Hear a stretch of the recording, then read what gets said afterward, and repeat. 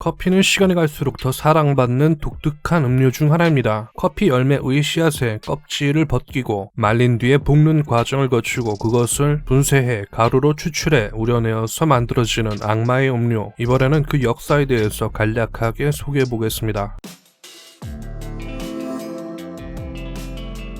커피 열매의 원산지는 에티오피아의 고원지대로 알려져 있습니다. 흔히 전설적으로 내려오는 이야기는 에티오피아 고원에서 양을 치던 젊은 목동 칼디가 양들을 데리고 목초지로 가던 도중 양 몇 마리의 이상 행동을 목격하게 되는데, 그것은 바로 이상한 열매를 먹은 양들이 잠도 안 자고 밤새 뛰어노는 것이었습니다. 칼디는 직접 열매를 먹어보고 각성 효과가 있음을 깨닫고 이를 재배하기 시작했다는 것입니다. 칼디는 이를 인근의 에티오피아 정교회의 수도자들에게 이를 알리기도 했습니다. 그들은 열매가 악마의 것일지도 모른다고 생각해서 두려움 속에 열매들을 불에 던져버렸다고 합니다. 그런데 그 향기에 모두 빠져서 커피를 볶아 먹게 되었다는 그런 이야기입니다. 이 칼디 이야기는 그러나 에티오피아에서 양치기에 대한 기록이 1671년까지 없었다고 하니 말 그대로 있을 수도 있고 없을 수도 있는 전설 같은 이야기라고 할 수 있습니다. 보통 가장 잘 알려진 이야기 중 하나입니다. 칼디 이야기와는 다른 또 하나의 전설도 있습니다. 세이크 오마르라고 하는 이슬람교 승려가 있었는데, 그는 기도와 약으로 병을 치료하는 능력이 있었던 인물이었습니다. 하지만 그는 모함을 받았는지 에멘모카 근처의 사막으로 추방되게 되어 굶주린 생활을 시작하게 되었는데, 어느 날 빨간 열매가 달린 나무를 발견하고 그것을 먹어서 배를 채우게 됩니다. 하지만 열매는 너무 써서 먹기 힘들었고 오마르는 꾀를 내어 풍미를 돋구기 위해서 열매를 볶아봤지만 너무 딱딱해서 더 먹기 힘들어졌습니다. 그는 열매를 부드럽게 하기 위해서 열매를 끓이게 되었는데,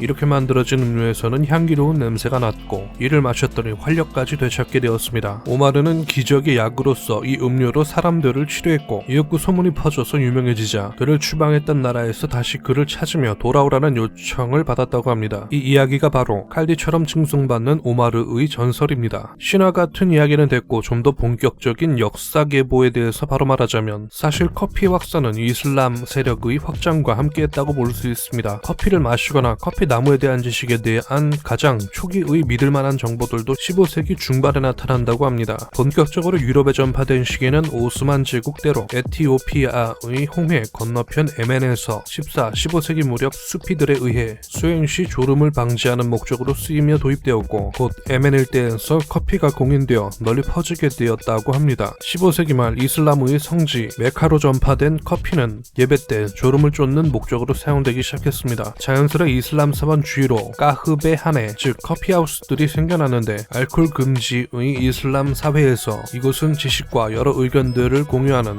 교류장이 되었습니다. 이 과정에서 자연스러운 흐름인지 반체제 세력의 회동장소가 될 것을 우려하게 되는 형태가 만들어지고 까흐베하네를 폐쇄하고 커피 금지령이 내려지기도 했습니다. 메카 사건으로 불리우는 이 사건의 주인공인 메카의 시장 감찰관 카이르베이는 주군인 술탄에게 커피가 불순한 음료라면서 유통 금지를 요청했는데, 커피를 마셔본 술탄은 술이 금지된 이슬람 세계에서 커피는 유용한 대체 음료가 될 수 있고 각성작용이 경건함을 일깨운다며 오히려 커피를 장려했다고 합니다. 1510년 맘루크 왕조의 수도 카이로에도 예멘인 공동체를 중심으로 까흐베하네가 생겨났고, 1517년에는 이집트를 정복한 오스만 술탄 셀림 1세가 이스탄불로 귀환하여 커피를 가져왔지만 원산지에서 멀었기 때문에 커피는 희귀품이자 상류층의 전유물이었습니다. 같은 해 커피의 중심지 예멘이 오스만 제국령이 된 후로 전차 수급량이 늘어나기 시작했고, 결국 16세기 중반부터는 이스탄불의 서민들도 커피를 즐길 수 있게 되었습니다. 한편 영국인들이 홍차를 마시듯 이슬람권에서는 커피를 마셨고, 이렇게 이슬람권을 통해서 커피가 유럽에 알려지다 보니 기독교권인 유럽에서는 커피를 이교도의 음료, 이슬람의 와인,